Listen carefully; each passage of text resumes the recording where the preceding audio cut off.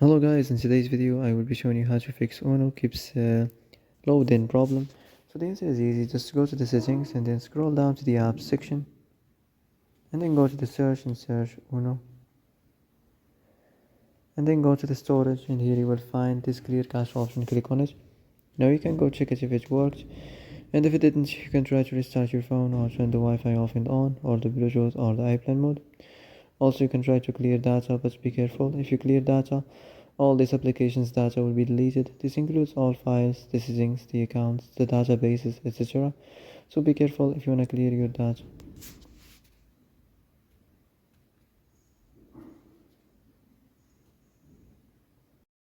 And that's it for today's video. I hope this is the answer you've been looking for. If you like this video, don't forget to like and subscribe, and see you in the next video. Thanks for watching.